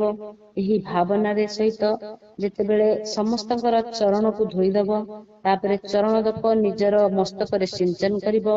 ଏହା ପରେ ସାଧକ କଣ କରିବ ନା ଅଗଣିତ ତୀର୍ଥରେ ତତ୍କାଳ ସ୍ନାନ କରିବା ଫଳ ଯେତିକି ମିଳିଥାନ୍ତା ଏହି 55 ବ୍ରାହ୍ମଣ ଦମ୍ପତିଙ୍କ ଠାରୁ ଆମେ ସେତିକି ପୁଣ୍ୟ ପ୍ରାପ୍ତ କରିପାରିବା। ଏହି ବ୍ରାହ୍ମଣ ମାନଙ୍କୁ ଭକ୍ତି ପୂର୍ବକ ଦଶାଂଶ ଅନ୍ନ ଦେବା ଉଚିତ। ଗୁରୁ ପତ୍ନୀଙ୍କୁ ପରାଶକ୍ତି ମାନି ତାଙ୍କର ମଧ୍ୟ ପୂଜନ କରିବା ଉଚିତ। ଈଶାନ ଆଦି କ୍ରମରେ ଏହି ସମସ୍ତ ବ୍ରାହ୍ମଣ ମାନଙ୍କର ଉତ୍ତମ ଅଗ୍ନିରେ ପୂଜନ କରି ନିଜର ବୈଭବ ବିସ୍ତାର ଅନୁସାରେ ରୁଦ୍ରାକ୍ଷ, ବସ୍ତ୍ର, ବଡ ପୁଆ ସବୁ ଅର୍ପଣ କରିବ। ତାପରେ ଦିକ୍ପାଳ ମାନଙ୍କର ବଳି ଦାନ କରି ବ୍ରାହ୍ମଣ ମାନଙ୍କୁ ଭରପୁର ଭୋଜନ କରାଇବ। ତାପରେ ଦେବେଶ୍ୱର ଶିବଙ୍କୁ ପ୍ରାର୍ଥନା କରି ନିଜର ଜପ ସମାପ୍ତ କରିବ। ଏହାପରେ ପୁରସ୍ଚରଣ କରି ମନୁଷ୍ୟ ଏହି ମନ୍ତ୍ରକୁ ସିଦ୍ଧି ଲାଭ କରିବ। 5 ଲକ୍ଷ ଜପ କରିବାରୁ ସମସ୍ତ ପାପର ନାଶ ହୋଇଥାଏ। ତାପରେ ପୁନଃ 5 ଲକ୍ଷ ଜପ କରିବା ଦ୍ୱାରା ଅତଳରୁ ଆରମ୍ଭ କରି ସତ୍ୟଲୋକ 14 ଭୁବନ ପର୍ଯ୍ୟନ୍ତ କ୍ରମଶଃ ଅଧିକାର ମଧ୍ୟ ସେ ପ୍ରାପ୍ତ କରିପାରିବ। ଯଦି ଅନୁଷ୍ଠାନ ପୂର୍ଣ୍ଣ ହେବା ପୂର୍ବରୁ ମଝିରେ ସାଧକର ମୃତ୍ୟୁ ହୋଇଯାଏ, ତେବେ ପରଲୋକରେ ଉତ୍ତମ ଭୋଗ ଭୋଗ କରିପାରିବ। ପୁନଃ ପୃଥିବୀ ଉପରେ ଜନ୍ମ ନେଇ ପଞ୍ଚାକ୍ଷର ମନ୍ତ୍ର ଜପର ଅନୁଷ୍ଠାନ ମଧ୍ୟ କରିବାକୁ ପଡିବ। ସମସ୍ତ ଲୋକର ଐଶ୍ୱର୍ଯ୍ୟ ପାଇବା ପରେ ମନ୍ତ୍ରକୁ ସିଦ୍ଧ କରୁଥିବା ପୁରୁଷ ଯଦି ପୁନଃ 5 ଲକ୍ଷ ଜପ କରେ, ବ୍ରହ୍ମାଙ୍କର ସାମୀପ୍ୟ ପ୍ରାପ୍ତ ହୋଇଥାଏ। ପୁନଃ 5 ଲକ୍ଷ ଜପ କରିବାରୁ ସାରୁପ୍ୟ ନାମକ ଐଶ୍ୱର୍ଯ୍ୟ ପ୍ରାପ୍ତ ହୋଇଥାଏ। ଯିଏ 100 ଲକ୍ଷ ଜପ କରିବ ସେ ସାକ୍ଷାତ ବ୍ରହ୍ମାଙ୍କ ସମାନ ହୋଇଯିବ। ଏହିଭଳି କାର୍ଯ୍ୟ ବ୍ରହ୍ମ ହିରଣ୍ୟ ଗର୍ଭର ସାଜୁଜ୍ୟ ପ୍ରାପ୍ତ କରି ବ୍ରାହ୍ମଣ ବା ବ୍ରହ୍ମାଙ୍କର ପ୍ରଳୟ ହେବା ପର୍ଯ୍ୟନ୍ତ ସେ ଲୋକରେ ଯଥେଷ୍ଟ ଭୋଗ ମଧ୍ୟ ପ୍ରାପ୍ତ କରିପାରିବ। ତାହା ସବୁରି ମୂଳରେ ଶିବ ପୂଜା ଶିବ ମନ୍ତ୍ର ଜପର ଫଳ ରହିଅଛି। ପୁନଶ୍ଚ ଦ୍ୱିତୀୟ କଳ୍ପର ଆରମ୍ଭ ହେବା ପରେ ବ୍ରହ୍ମାଜୀଙ୍କର ପୁତ୍ର ହୋଇଥାଏ। ତାପରେ ତପସ୍ୟା କରିକି ଦିବ୍ୟ ତେଜରୁ ପ୍ରକାଶିତ ହୋଇ ପୁଣି ସେ ମୁକ୍ତ ହୋଇଯାଏ। ଆଉ ପୃଥିବୀ ଆଜି କାର୍ଯ୍ୟ ସ୍ୱରୂପ ଭୂତ ଦ୍ୱାରା ପାତାଳ ଠାରୁ ଆରମ୍ଭ କରି ସତ୍ୟଲୋକ ପର୍ଯ୍ୟନ୍ତ ବ୍ରହ୍ମାଙ୍କର 14 ଲୋକ କ୍ରମଶଃ ନିର୍ମିତ ହୋଇଥାଏ। ସତ୍ୟଲୋକର ଉପରେ କ୍ଷମା ଲୋକ ପର୍ଯ୍ୟନ୍ତ 14 ଭୁବନ ରହିଛି, ଯାହାକି ଭଗବାନ ବିଷ୍ଣୁଙ୍କର ଲୋକ। କ୍ଷମା ଲୋକ ଠାରୁ ଉପରେ ସୂଚୀଲୋକ ପର୍ଯ୍ୟନ୍ତ 28 ଭୁବନ ରହିଛି। ସୂଚୀଲୋକର ଅନ୍ତର୍ଗତ କୈଳାସରୁ ପ୍ରାଣୀମାନଙ୍କର ସଂହାର କରିବା ପାଇଁ ରୁଦ୍ରଦେବ ବିରାଜମାନ କରିଛନ୍ତି। ସୂଚୀଲୋକ ଠାରୁ ଉପରେ ଅହିଂସା ଲୋକ ପର୍ଯ୍ୟନ୍ତ 56 ଭୁବନର ସ୍ଥିତି ମଧ୍ୟ ରହିଛି। ଆଉ ଅହିଂସା ଲୋକର ଆଶ୍ରୟ ନେଇ ଯେଉଁ ଜ୍ଞାନ କୈଳାସ ନାମକ ନଗର ଶୋଭା ପାଇଥାଏ, ସେଥିରେ କାର୍ଯ୍ୟଭୂତ ମହେଶ୍ୱର ସମସ୍ତଙ୍କୁ ଅଦୃଶ୍ୟ କରି ରହିଛନ୍ତି। ଅହିଂସା ଲୋକରେ ଶେଷରେ କାଳଚକ୍ରର ସ୍ଥିତି ହିଁ ରହିଛି। ଏଠାରେ ମହେଶ୍ୱରଙ୍କର ବିରାଟ ସ୍ୱରୂପର ବର୍ଣ୍ଣନା କରାଯାଇଛି। ଏଠାରେ ଲୋକମାନଙ୍କର ତିରୋଧାନ ବା ଲୟ ହୋଇଥାଏ। ଏଥିରେ ନିଚ କର୍ମର ଭୋଗ ହୋଇଥାଏ। ଏଥିରେ ଉପରେ ଜ୍ଞାନର ଭୋଗ ହୋଇଥାଏ। ପ୍ରତ୍ୟେକ ଏଥିରେ ନିଚ କର୍ମମାୟା ଏବଂ ଉପରକୁ ଗଲେ ତାହା ହେଉଛି ଜ୍ଞାନମାୟା। ଏବେ ମୁଁ କର୍ମମାୟା ଆଉ ଜ୍ଞାନମାୟା କଣ ତାର ତାତ୍ପର୍ଯ୍ୟ ବତାଇବି। ମାର ଅର୍ଥ ହେଉଛି ଲକ୍ଷ୍ମୀ। ଏଥିରେ କର୍ମ ଭୋଗ ବା କର୍ମ ଯୋଗ ପ୍ରାପ୍ତ ହୋଇଥାଏ। ତେଣୁ ମାୟା ଆଉ କର୍ମମାୟା ତାକୁ କୁହାଯିବ, ଯେଉଁଥିରେ କି ମା ଅର୍ଥ ଲକ୍ଷ୍ମୀଙ୍କ ଠାରୁ ଜ୍ଞାନ ଭୋଗ ଅର୍ଥାତ୍ ପ୍ରାପ୍ତ ହୋଇଥାଏ। ଏଣୁ ଏହି ମାୟା ଜ୍ଞାନମାୟା କୁହାଯାଇଛି। ଉପଯୁକ୍ତ ସୀମା ଠାରୁ ନିଚ ନଶ୍ୱର ଭୋଗ ଆଉ ଉପର ନିତ୍ୟ ଭୋଗ। ଏଥିରେ ନିଚରେ ରହିଛି ତିରୋଭାବ ବା ଲୟ, ଉପରେ ଏଥିରେ ନାହିଁ। ନିଚରେ କର୍ମମାୟା, ଯାହାକି ପାଶ ଦ୍ୱାରା ବନ୍ଧନ ହୋଇଥାଏ। ଉପର ବନ୍ଧନ ସର୍ବଦା ଅଭାବ ହୋଇଥାଏ। ଏଥିରେ ନିଚା ହିଁ ଜୀବ ସକାମ କର୍ମକୁ ଅନୁସରଣ କରି ବିଭିନ୍ନ ଲୋକକୁ ବିଭିନ୍ନ ଯୋନିକୁ ଚକ୍କର କାଟି ବୁଲିଥାଏ। ଉପର ଲୋକରେ ନିଷ୍କାମ କର୍ମ ହିଁ ଭୋଗ କରେ। ବିନ୍ଦୁ ପୂଜାରେ ତତ୍ପର ରହେ। ଉପାସକ ତାହାର ନିଚ ଲୋକରେ ହିଁ ଘୂର୍ଣ୍ଣାୟମାନ ହୁଏ। ଏହାର ଉପରେ ନିଷ୍କାମ ଭାବରୁ ଶିବଲିଙ୍ଗର ପୂଜା କରିବା ଉଚିତ। ଆଉ ଯୋଉମାନେ ଏହି ନିଷ୍କାମ ଭାବରେ ଶିବଲିଙ୍ଗର ପୂଜା ଅର୍ଚ୍ଚନା ଉପାସନା କରନ୍ତି, ଯିଏ ଏକମାତ୍ର ଶିବଙ୍କର ଉପାସନାରେ ତତ୍ପର ରହେ, ସିଏ ହିଁ ଏହି ଉପର ଲୋକକୁ ଯାଇପାରିବ। ଏଠାରେ ନିଚ ହେଉଛି ଜୀବକୋଟି ଏବଂ ଉପର ହେଉଛି ଈଶ୍ୱର କୋଟି। ନିଚ ସଂସାରୀ ଜୀବ ବୋଲି କୁହାଯାଏ ଏବଂ ଉପର ହେଉଛି ମୁକ୍ତ ପୁରୁଷ। ନିଚ ହେଉଛି କର୍ମଲୋକ, ଉପର ହେଉଛି ଜ୍ଞାନ ଲୋକ। ତେବେ ଉପର ହେଉଛି ମଦ, ଅହଙ୍କାର ହେଉଛି ନାଶ କରୁଥିବା ନମ୍ରତା, ଜନ୍ମ ଜନିତ ତିରୋଧାନ ହୋଇନଥାଏ। ଏଣୁ ଏହାର ନିବାରଣ ପାଇଁ କୌଣସି ପ୍ରବେଶ ସମ୍ଭବ ହୋଇନଥାଏ। ଏହି ପ୍ରକାର ତିରୋଧାନର ନିବାରଣ କରିବାରୁ ଯେଉଁଠାରେ ଜ୍ଞାନ ଶବ୍ଦର ଅର୍ଥ ହିଁ ପ୍ରକାଶିତ ହୋଇଛି, ଆଦି ଭୌତିକ ଆଦି ପୂଜା କରିବା ଲୋକ ଏଥିରେ ନିଚ ଲୋକରେ ହିଁ ଚକ୍କର ଖେଳି ବୁଲୁଥାଏ। ଯିଏ ଆଧ୍ୟାତ୍ମିକ ଉପାସନା କରିଥାଏ, ସେ ହିଁ ଏହି ଉପର ଲୋକକୁ ଯାଇପାରିବ।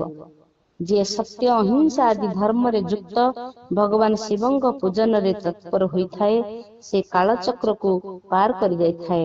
କାଳ ଚକ୍ରେଶ୍ୱରଙ୍କର ସମୀପ ପର୍ଯ୍ୟନ୍ତ ଯେଉଁ ବିରାଟ ମହେଶ୍ୱରଙ୍କର ଲୋକ ବୋଲି କୁହାଯାଏ, ତା ଉପରକୁ ଅଛି ବୃଷଭଙ୍କ ଆକାର ଧର୍ମର ସ୍ଥିତି, ଯାହାକି ବ୍ରହ୍ମଚର୍ଯ୍ୟର ମୂର୍ତ୍ତିମାନ ରୂପ। ଏଥିରେ ସତ୍ୟ, ଶୌଚ, ଅହିଂସା, ଦୟା ଚାରି ହେଉଛି ପାଦ। ଯୋଉ ବୃଷଭ ଦେବତା ଆମେ ଦେଖୁଛେ, ତାଙ୍କର ଚାରି ପାଦ ହେଉଛନ୍ତି ସତ୍ୟ, ଶୌଚ, ଅହିଂସା, ଦୟା। ସାକ୍ଷାତ ଶିବ ଲୋକ ଉପରେ ଦଣ୍ଡାୟମାନ ହୋଇଛନ୍ତି।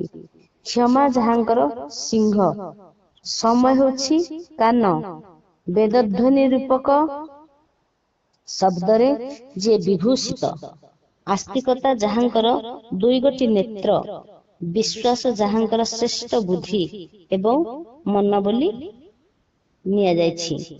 କ୍ରିୟା ଆଦି ଧର୍ମ ରୂପୀ ଯେଉଁ ବୃଷଭ ଅଛି, ସେ କାରଣ ଆଦିରେ ରହି ମଧ୍ୟ ଏପରି ଜାଣିବା ଉଚିତ।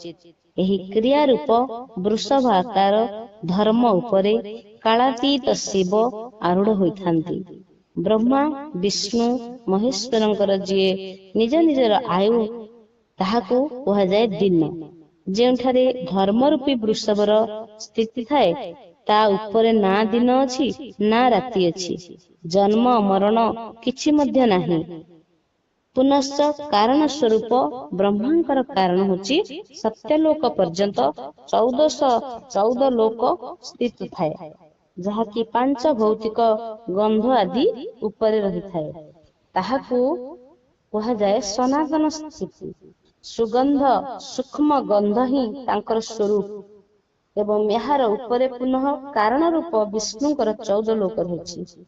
ତା ଉପରକୁ ରହିଛି କାରଣ ରୂପୀ ରୁଦ୍ରଙ୍କର 28 ଲୋକର ସ୍ଥିତି। ପୁଣି ତା ଉପରକୁ ରହିଛି କାରଣସ ଶିବଙ୍କର 56 ଲୋକ ବିଦ୍ୟମାନ। ତାପରେ ଶିବ ସମାନ ବ୍ରହ୍ମଚର୍ଯ୍ୟ ଲୋକ। ଏହାର ଉପରେ ପାଞ୍ଚ ଆବରଣରେ ଯୁକ୍ତ ଜ୍ଞାନମୟ କୈଳାସ, ଯେଉଁଠାରେ ପାଞ୍ଚ ମଣ୍ଡଳ, ପାଞ୍ଚ ବ୍ରହ୍ମ କଳା ଆଦି ଶକ୍ତିଙ୍କ ସହିତ ଯୁକ୍ତ ହୋଇ ଆଦିଲିଙ୍ଗ ପ୍ରତିଷ୍ଠିତ ହୋଇଛନ୍ତି। ସେଠାରେ ପରମାତ୍ମା ଶିବଙ୍କର ଶିବାଳୟ ବୋଲି କୁହାଯାଏ। ସେଠାରେ ପରାଶକ୍ତିଙ୍କ ଠାରେ ଯୁକ୍ତ ହୋଇ ପରମେଶ୍ୱର ଶିବ ନିବାସ କରନ୍ତି।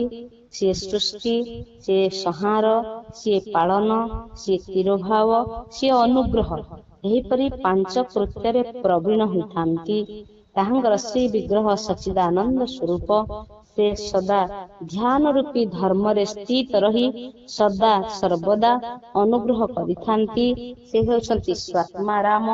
ସେ ହେଉଛନ୍ତି ନିତ୍ୟ ବିରାଜ ସିଦ୍ଧ, ନିତ୍ୟ ଜ୍ଞାନ ନିଷ୍ଠ, ନିତ୍ୟ ସତ୍ୟ ସ୍ୱରୂପ। କର୍ମ ଏବଂ ଧ୍ୟାନ ଆଦିର ଅନୁଷ୍ଠାନ କରିବାରୁ ସାଧନ ପଥରେ ଆଗକୁ ଯାଇଥାଏ ଏବଂ ତାଙ୍କର ଦର୍ଶନ ସାଧ୍ୟ ହୋଇଥାଏ। ନିତ୍ୟ ନୈମିତ୍ତିକ ଆଦି କର୍ମ ଦ୍ୱାରା ଦେବତା ମାନଙ୍କର ପୂଜନ କରିବାରୁ ଭଗବାନ ଶିବଙ୍କର ସମାରାଧନା କାର୍ଯ୍ୟରେ ମନକୁ ଲଗାଇଥାଏ। କ୍ରିୟା ଆଦି ଯେଉଁ ସମ୍ବନ୍ଧ କର୍ମ ରହିଛି ତାହା ଦ୍ୱାରା ଶିବ ଜ୍ଞାନ ସିଦ୍ଧ କରିଥାଏ। ଯେଉଁଠାରେ ଶିବ ତତ୍ଵର ସାକ୍ଷାତକାର କରାଯାଏ, ଯାହାଙ୍କର ଶିବଙ୍କର କୃପା ଦୃଷ୍ଟି ପଡିଯାଇଛି ଯାହାଙ୍କ ଉପରେ, ସେ ସମ୍ପୂର୍ଣ୍ଣ ଭାବରେ ମୁକ୍ତ, ଏଥିରେ କୌଣସି ସଂଶୟ ନାହିଁ। ଆତ୍ମା ସ୍ୱରୂପରେ ଯିଏ ସ୍ଥିତି, ସିଏ ହିଁ କେବଳ ମୁକ୍ତି ପ୍ରାପ୍ତ କରିଥାଏ। ଏକମାତ୍ର ନିଜର ଆତ୍ମାରେ ରମଣ ବା ଆନନ୍ଦର ଅନୁଭବ କରିଥିବାରୁ ସେ ହିଁ ମୁକ୍ତି ସ୍ୱରୂପ ଅଟନ୍ତି।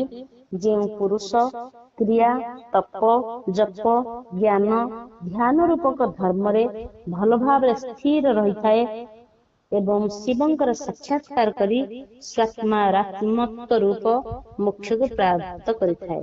ସ୍ୱାତ୍ମାରାମତ୍ଵ ସ୍ୱରୂପ ଯେପରି ସୂର୍ଯ୍ୟଦେବ ନିଜର କିରଣରୁ ଅଶୁଦ୍ଧିକୁ ଦୂର କରିଦେଇଥାନ୍ତି, ସେହି ପ୍ରକାର କୃପା କରିବାରେ କୁଶଳ ଭଗବାନ ଶିବ ନିଜର ଭକ୍ତର ଅଜ୍ଞାନକୁ ମେଣ୍ଟେଇ ଦେଇଥାନ୍ତି ବା ଅଜ୍ଞାନକୁ ଦୂରୀଭୂତ କରିଦେଇଥାନ୍ତି।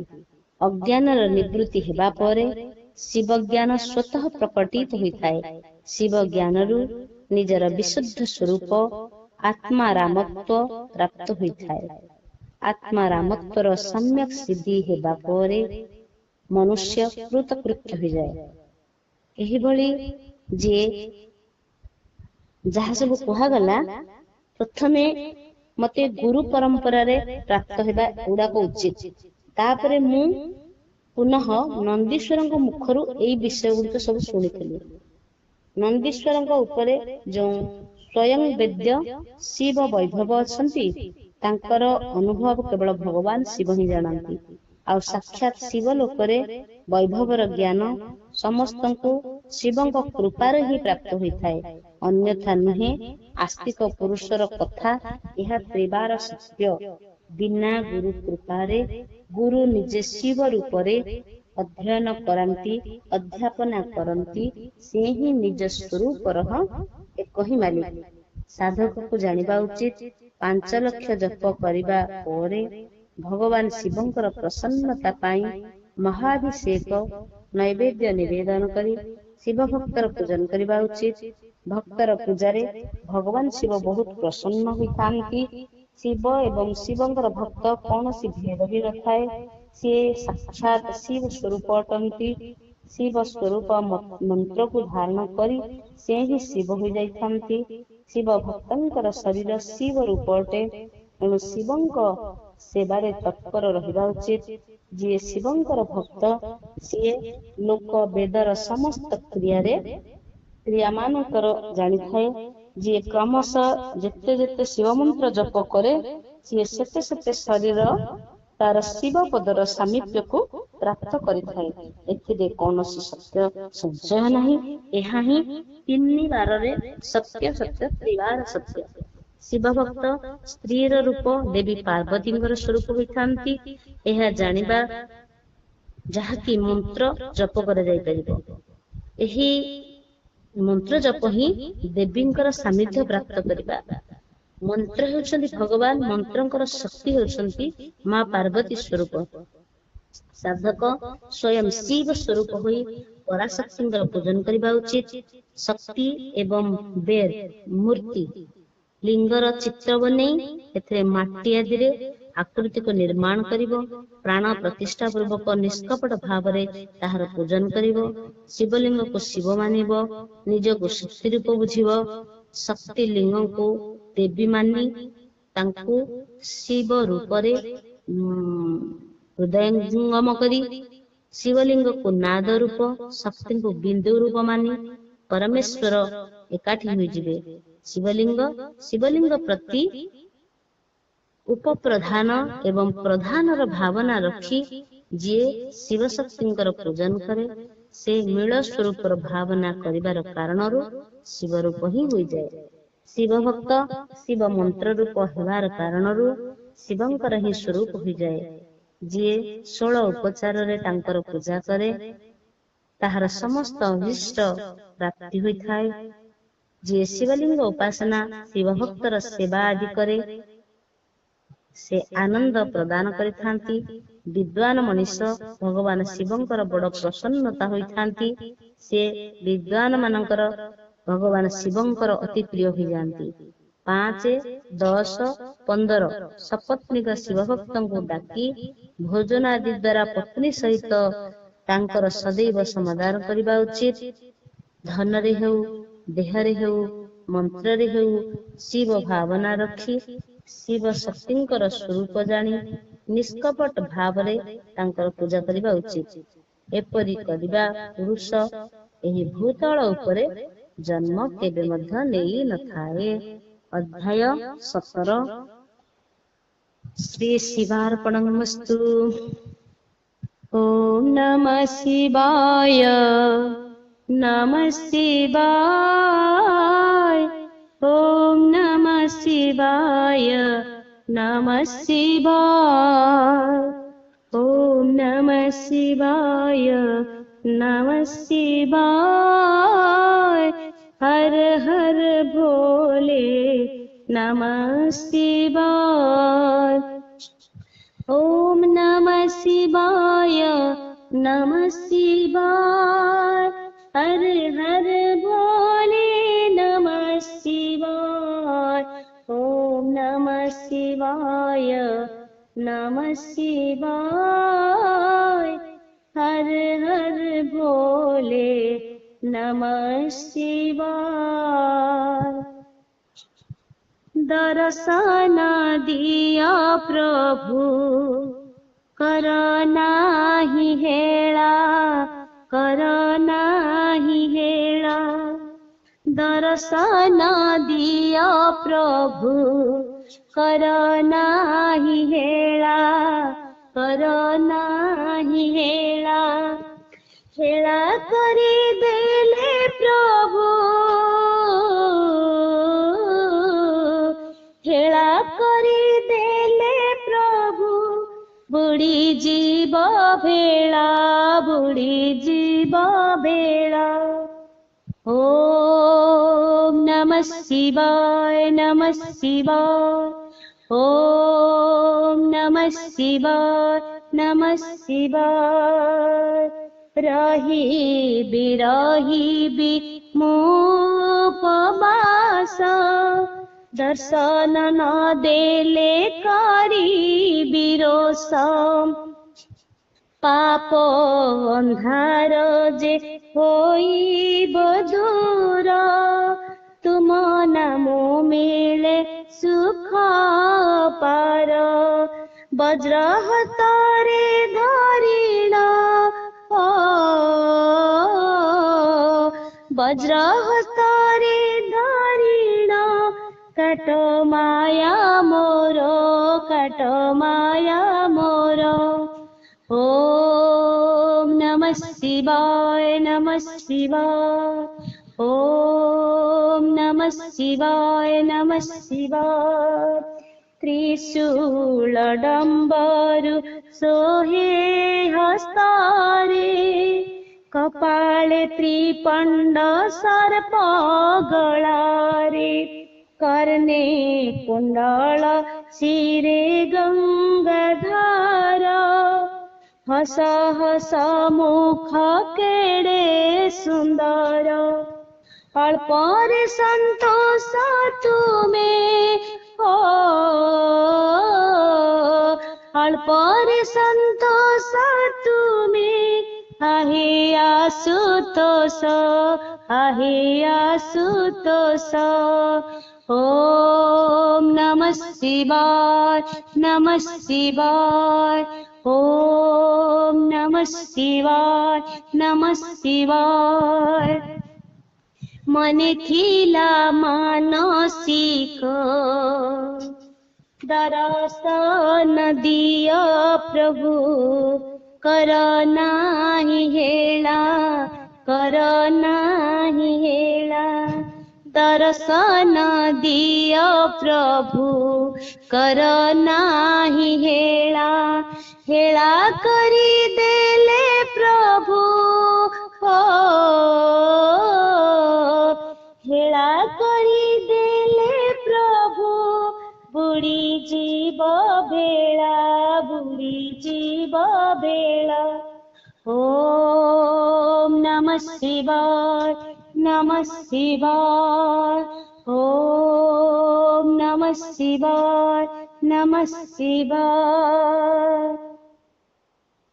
मैं तो शिव की पुजारिन बनूंगी ओ मैं तो शिव की पुजारिन बनूंगी अपने भोले की जोगन बनूंगी अपने भोले की जोगन बनूंगी ओ मैं तो शिव की पुजारिन बनूंगी ओ मैं तो शिव की पुजारिन बनूंगी अपने भोले की जोगन बनूंगी अपने भोले की जोगन बनूंगी। मैं तो कहूंगी जोगन का चोरा ओ मैं तो कहूंगी जोगन का चोरा वे है पार तो बाहर की बोला कर्ण कुंडल में कुंडल बनूंगी कर्ण कुंडल में कुंडल बनूंगी अपने भोले की जोगन बनूंगी ओ मैं तो शिव की पुजारिन बनूंगी। नहीं मिलती है अनुरागियों को शिव तो मिलती है बैरागियों को मैं भी उनके बैरागन बनूंगी अपनी भोले की जोगन बनूंगी अपनी भोले की जोगन बनूंगी करती नानक की उसकी भक्ति शिव की मांगू नारी की मुक्ति नारी जाति का दर्पण बनूंगी अपने भोले की जोगन बनूंगी नारी जाति का दर्पण बनूंगी मैं तो शिव की पुजारिन बनूंगी अपने भोले की जोगन बनूंगी अपने भोले की जोगन बनूंगी। बोल शंकर भगवान की जय। ओम नमः शिवाय।